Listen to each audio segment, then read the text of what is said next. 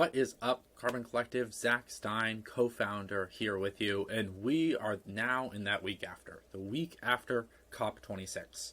So some stuff was agreed upon, that's seeming positive. Other stuff was kind of like, let's kick it till next year, and that's quite negative. And so there's a lot of content out there that is all about what was agreed upon. You can look up articles like this, what was agreed upon, the things that stand out to us, the goal to phase out fossil fuel subsidies in agreement. No firm dates have been set, which is a part of the problem with this. Where is the teeth in this? Really important that U.S. and China, where tensions seem to be building there, that actually come into agreement here could be that could be maybe the most impactful thing coming out of this. The goal to stop deforestation by 2030, again, would really like to see some teeth with this.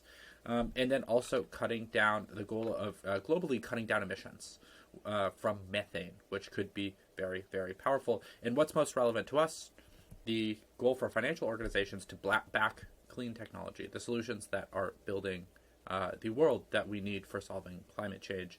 Again, would want to see more behind that, but we're at a better start. So that's kind of the good news coming out of COP26. But what is the bad news? The bad news is that the fossil fuel industry has come out in force. They are flooding the zone, to use these words. And this is a really cool report. This is from Global Witness. And what they did is they looked through this list of all of the COP26 delegates that were being sent.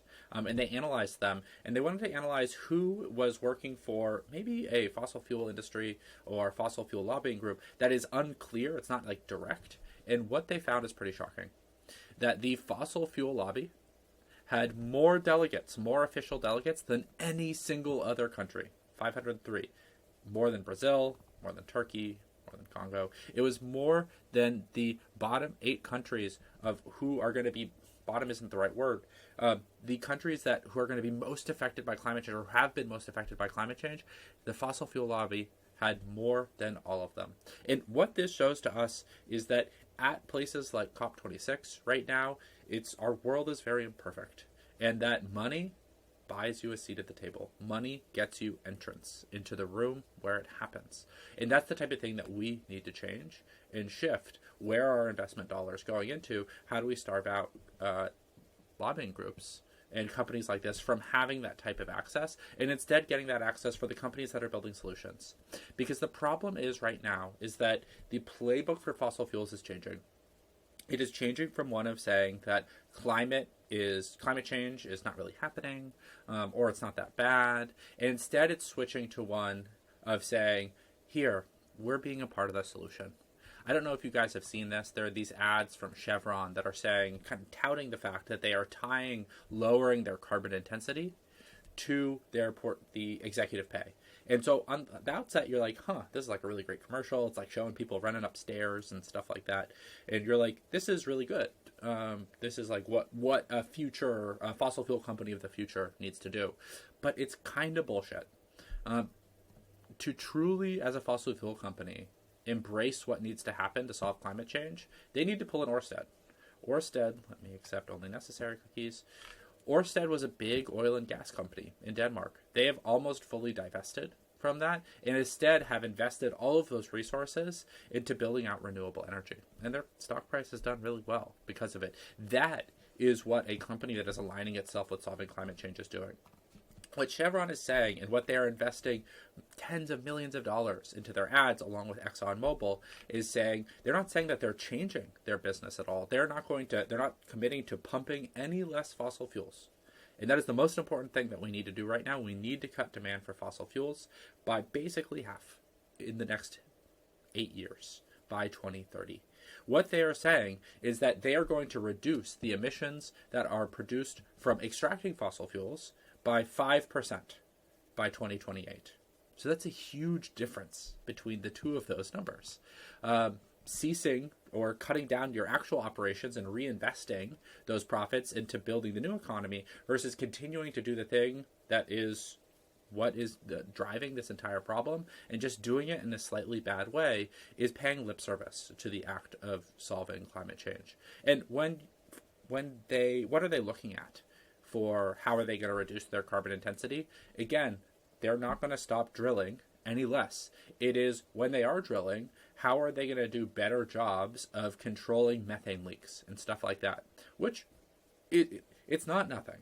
There is an importance to that as well, but it is not doing anything to actively transition us to an economy in which we solve climate change. And by putting out ads like this, it makes them seem like they're participating in it.